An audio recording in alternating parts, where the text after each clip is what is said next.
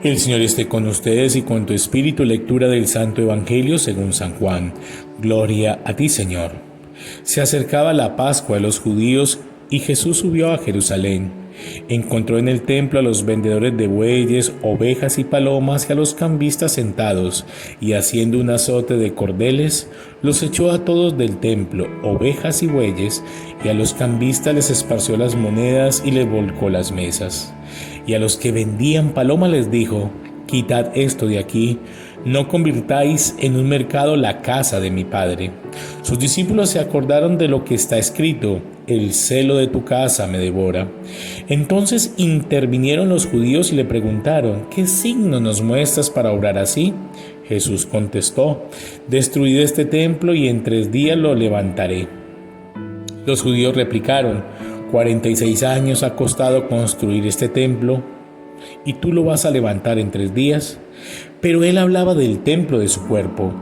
Y cuando resucitó de entre los muertos, los judíos se acordaron de lo que había dicho y dieron fe a la Escritura y a la palabra que había dicho Jesús.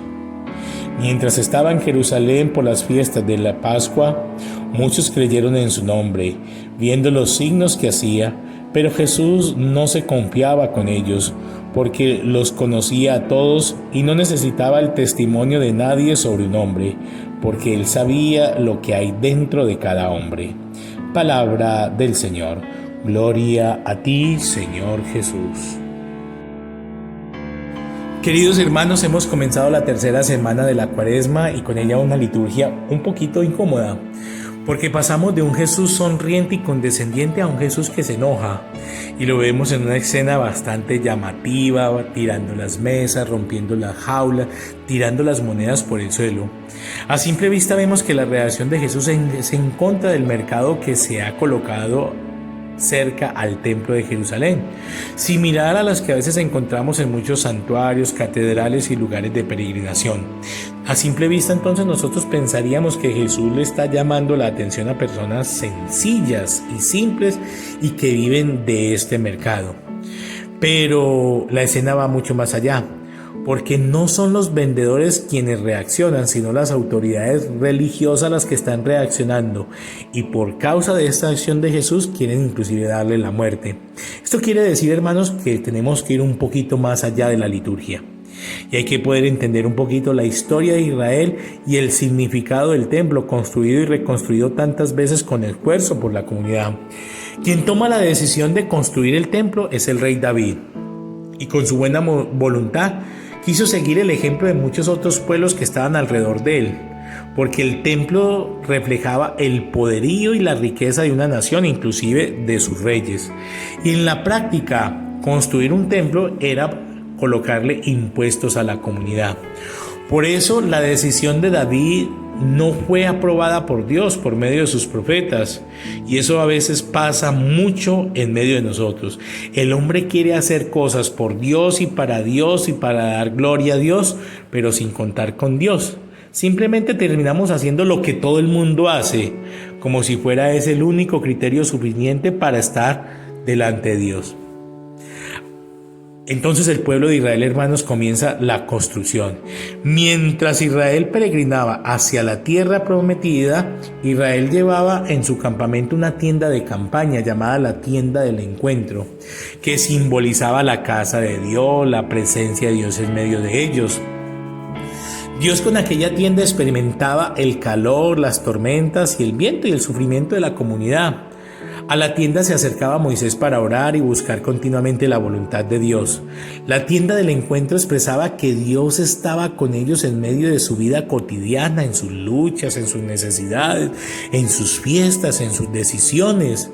Y todos tenían libre acceso a aquel lugar. Era pues un Dios en medio de la comunidad. No había ni riquezas, ni adornos, ni condiciones especiales para estar en la presencia de Dios. Simplemente los levitas estaban encargados de organizar y de ordenar las celebraciones comunitarias. Por eso, hermanos, a simple vista comenzamos nosotros a comprender la reacción de Jesús y por qué Él se enojó con esta comunidad. Aquello era una auténtica manipulación de Dios y de la voluntad. Su gesto entonces se vuelve un gesto profético porque cuestiona, rechaza y anula todo lo que se había construido en torno al culto y el modo de poder entender la religión, el modo de entender la casta sacerdotal, el modo como nos teníamos que relacionar con Dios, la idea de Dios, inclusive refundar la idea del propio templo. En definitiva, todo su gesto no iba en contra de los vendedores, sino en contra de lo que significaba, que estaba consentido por las autoridades, que recibían su parte por causa de ese comercio. Lo que debería ser casa de Dios, lugar de acogida, lugar de encuentro para los hermanos y de transformación de la vida de la comunidad, se había convertido en un mercado y en una cueva de ladrones. Por eso, hermanos, la propuesta de Jesús parte de un Dios de la vida, de un Dios en medio de la vida, de un Dios con nosotros, de un Dios que quiere otra vida para todos, especialmente para los que están peor, para los pobres y los necesitados. Quiere un culto en espíritu y en verdad, como dice el Papa Francisco. Este es el tiempo para que nosotros construyamos en la comunidad la amistad social y la fraternidad y la hermandad. Hoy el mundo necesita signos de solidaridad, porque no podemos seguir tampoco globalizando ni las guerras ni la indiferencia por los pobres. El Señor esté con ustedes y con tu espíritu, y la bendición de Dios Todopoderoso, Padre, Hijo y Espíritu Santo descienda sobre ustedes y permanezca para siempre.